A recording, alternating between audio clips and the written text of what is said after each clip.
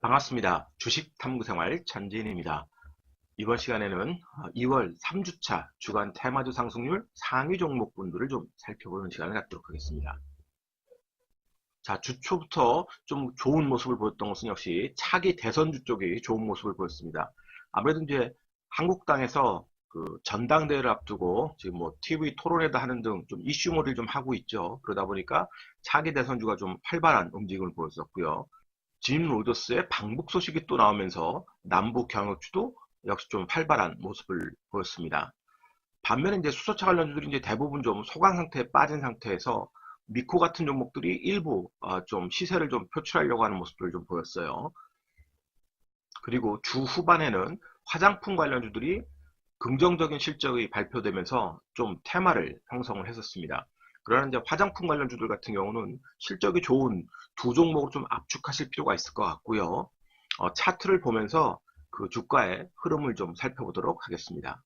자, 대선 테마주 중에서 이제 황교안 관련주 중에 국일 신동이 아주 강한 모습을 보여주고 있습니다. 2월 달 들어서도 그 추세 연장이 좀 나왔고요. 자, 그렇지만 마지막 날 피뢰침 운봉을 좀 맞았어요. 다행히도 이제 거래량이 대량 거래가 수반되진 않았습니다만 고점에서 피뢰침 운봉이 나온 것은 기술적으로 좋지 않습니다.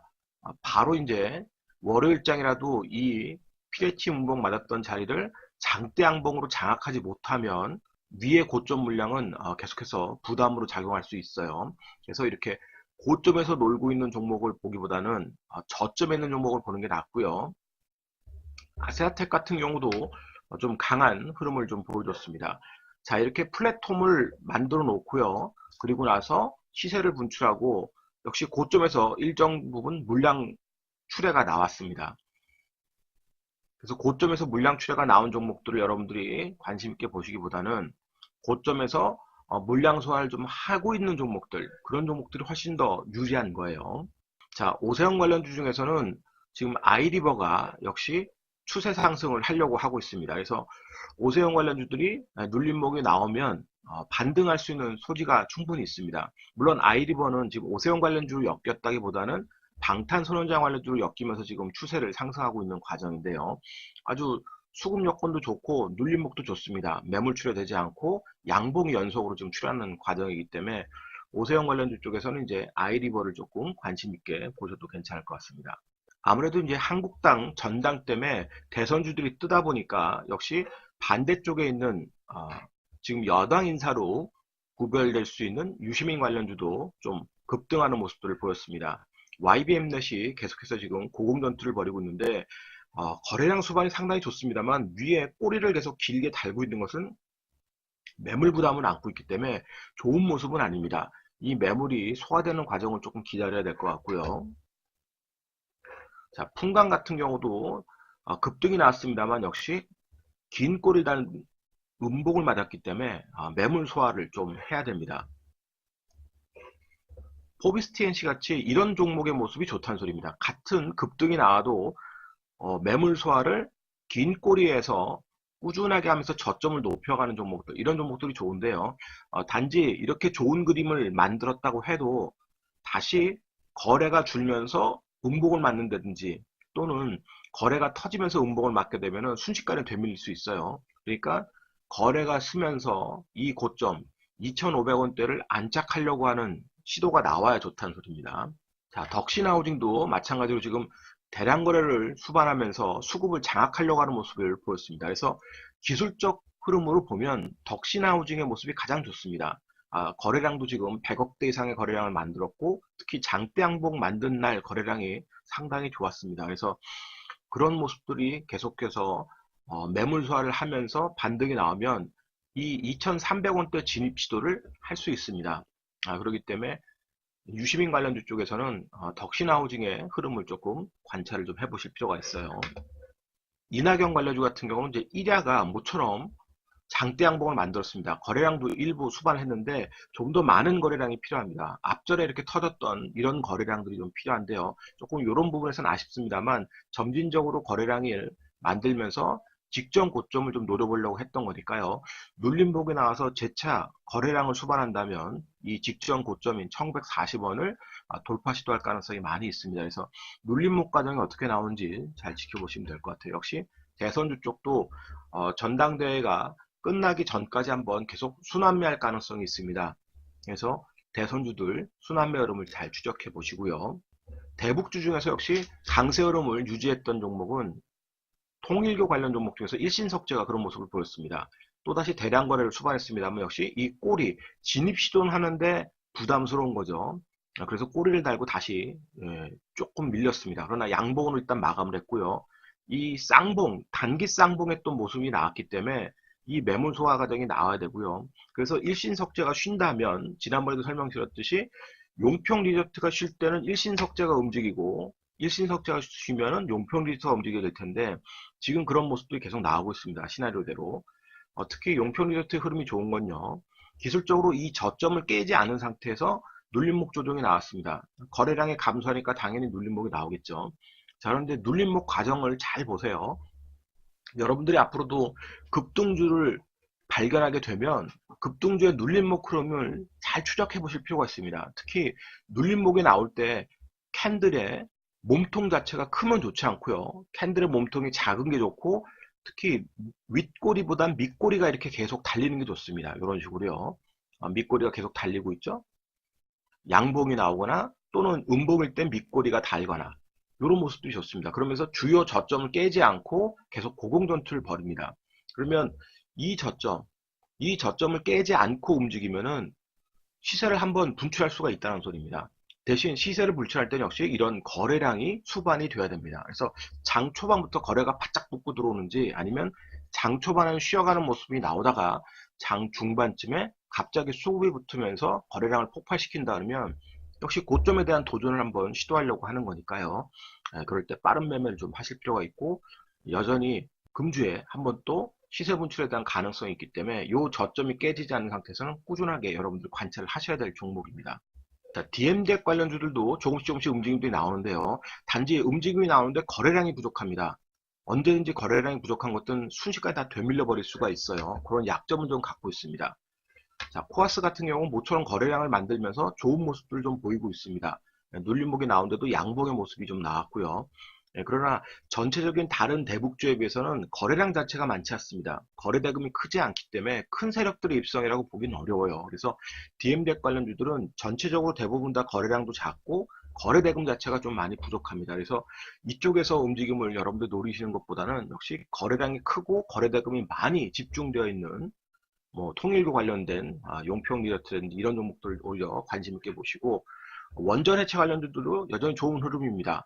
자, 오르비텍이 음봉을 맞았습니다만 거래량이 많지 않으니까 기술적으로 반등이 나오는 거고요. 그래서 정상회담 전까지 비핵화에 관련된 얘기들이 계속 나오면서 한번 또 꿈틀할 수가 있습니다. 그러면 주요 저점을 요 앞전에 주요 저점들을 깨지 않은 상태에서 움직이면은 한 번쯤 거래를 수반한 고점 돌파 시도가 나올 수도 있습니다. 그래서 그런 부분들 역시 노려보는 게 좋다. 그래서 DMZ 관련주보다는 이렇게 원전 해체 관련주 이런 것들이 오히려 좋을 수 있습니다. 자, 우진 같은 경우도 급등한 이후에 쭉 밀렸습니다. 거래량이 제대로 수반되지 않으면서 차익실에 나와서 쭉 밀렸는데요. 보시면 꼬리를 달고 밀리다가 한번 이렇게 반등을 시도하죠. 그러나 강한 힘을 수반하지 못하다 보니까 다시 되밀렸습니다.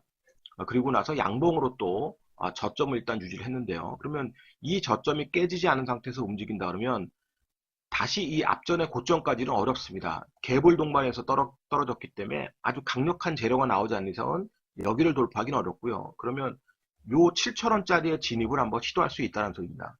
단 조건 역시 거래량이 수반이 돼야 되겠죠. 그래서 오히려 원전 해체 관련된 종목들이 더 괜찮아 보이고요. 우리기술 같은 경우도 거래량이 좀 부족하니까 옆으로 횡보를 하고 있습니다. 대신에 이렇게 거래량을 만들면 오히려 우리기술 같은 종목들이 이 앞전에 고점 자리, 이 고점이었기 때문에 이제 매물 받은 자리인데요. 1620원 요 고점을 돌파 시도할 가능성이 얼마든지 있다는 소리입니다. 그러나 그러려면 역시 이런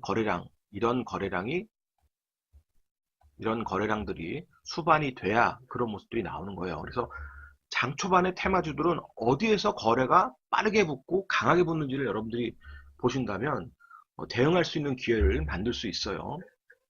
자, 그리고 수소차 관련주 중에서는 미코가 그나마 옆으로 플랫폼을 만들면서 아직 이 저점을 깨지 않는 그런 흐름을 보여주고 있습니다. 네, 그러나 거래량이 부족하기 때문에 추가 반등을 하면 언제든지 매물 받고요. 역시 이런 강력한 거래가 수반되는지 좀 보셔야 됩니다. 일단은 주중에 나온 긍정적인 소식은요. 중국에서 전기차 보조금은 삭감하지만 수소차 보조금은 계속해서 유지하면서 수소차에 대한 부양책이 상당히 기대가 된다는 소식이 들려오고 있습니다. 그래서 수소차 관련도 좀 쉬었기 때문에 한 번쯤 반등 시도할 가능성이 많이 있습니다. 그래서 수소차 관련도 꾸준히 좀 보실 필요가 있고요. 라이트론 같은 경우도 역시 그런 재료가 있기 때문에 급등한 이후에 다시 이 꼴에 대한 매물을 소화하고 있습니다. 거래량이 부족하니까 당연히 옆으로 밀릴 수밖에 없죠. 그러나 이 종목들보다는 지금 많이 쉬어가고 있는 원래 이제 대장주 쪽에서 반등이 나올 가능성이 있습니다. 그래서 원래 대장주들을 여러분들 조금 더 관심 있게 보실 필요가 있을 것 같고요. 화장품 관련주 쪽에서는 이제 제닉이 모처럼 거래량을 만들면서 급등 시도를 좀 했습니다. 그러나 실적에 대한 기대감 이런 것들이 없기 때문에 오늘의 급등은 코스맥스나 한국콜마 같은 좀 중대형주급에서 급등이 나오다 보니까 거기에 단타 세력들이 입성했다고 보시는 게 맞습니다. 그래서 좀 확대 해석은 경계하시고 오히려 매매를 하려면 수익률이 좀 적더라도 코스맥스라든지 한국콜마 이런 것들을 매매하시는 게 좋습니다. 모처럼 거래량이 이틀 연속 나오면서 요 앞전에 고점 돌파를 좀 시도하려고 하는데요. 요 매물이 조금 소화되면 추가 상승할 수 있는 기회를 좀 노릴 수 있습니다. 여기에는 이제 외국인들이 입성했기 때문에 외국인 수급이 중요하겠죠. 코스맥스가 외국인들이 꾸준하게 수급을 만들었기 때문에 이 외국인 수급이 죽지 않은 상태에서 눌림목이 나오고 기관하고 쌍끌이 나오면 또다시 추가 상승을 할 수 있습니다. 왜냐하면 이제 실적이 확인이 됐기 때문에 그렇죠. 그래서 화장품 관련된 추가 악재가 나오지 않으면 코스맥스나 한국콜마 같은 경우는 언제든지 반등을 만들어낼 수 있습니다. 자, 한국콜마도 실적이 개선됐다는 소식이 나오면서 역시 이틀 연속 급반등하는 모습을 보였습니다. 기관 외국인들이 역시 수급을 좀 장악을 했고요. 그래서 이들이 빠져나가지 않고 자연스러운 눌림목이 나오면 추가 상승이 얼마든지 가능한 거예요. 물론 단기적 차원에서 트레이딩 관점에서 여러분들이 접근하는 게 좋습니다. 여전히 시장이 불확실성이 많이 존재하니까요. 그래도 역시 그 화장품 관련주 쪽에서는 자체적인 브랜드를 갖고 있는 것보다는 이렇게 ODM 업체들, OEM 업체들이 훨씬 좋습니다. 그래서 실적이 확인된 그런 종목이니까 수급만 확인하면서 여러분들이 매매하시면 큰 부담이 없을 것 같아요. 자, 월요일 미국 증시는 프레젠트 데이로 휴장입니다. 그래서 이 아시아 증시의 그런 흐름들이 조금 더 연동이 되는 게 중요할 것 같고요. 일단 주말에 미증시가 또다시 반등을 강하게 시도를 했기 때문에 우리 증시도 뭐 크게 나쁘지 않고 우리 증시도 반등 시도를 할 가능성이 많아졌습니다. 그렇지만 차분하게 여러분들이 생각을 하셔야 된다고 했고요. 이 테마주들의 흐름을 계속 추적하면서 아직까지 죽지 않은 상황이니까 테마주들을 잘 보시고요. 단지 조금 경계심을 가질 쪽은 27일에서 28일 날 북미 정상회담이 있기 때문에 다음 주에 불꽃쇼를 한번 한다 그러면 그때 오히려 세력들은 차익 실현 빌미를 삼을 수 있습니다. 그래서 그런 점을 좀 주의하셔야 되고 또 21일 날 언팩 행사가 있죠. 그래서 삼성전자 이 스마트폰 관련주들 차익 실현 매물이 나올 수 있습니다. 그래서 띄워놓고 팔아먹을 수 있으니까 그 점 경계하시고 마찬가지로 MWC가 25일부터 있습니다. 그래서 5G 관련주들이 주 초에 움직임이 나올 수 있어요. 자, 지금 5G 관련 중에서는 OE솔루션이 강한 흐름을 만들고 있는데요. 추가적 상승이 나오면 차익 실현 매물이 나올 수 있습니다. 얼마든지요. 그래서 MWC 관련해서 뉴스가 나오고 그래서 다 같이 5G 관련들이 급등하는 모습이 나오면 오히려 고점에서 세력들은 차익 실현할 수 있는 빌미가 될 수 있기 때문에 그 부분만 여러분들이 좀 경계심을 갖고 대응하시면 될 것 같습니다. 오늘자 한 줄 요약. 소문에 사서 뉴스에 팔아라. 이 영상이 도움이 되셨다면 좋아요, 구독하기 부탁드리고요. 저는 다음 시간에 또 뵙도록 하겠습니다. 고맙습니다. 전지인이었습니다.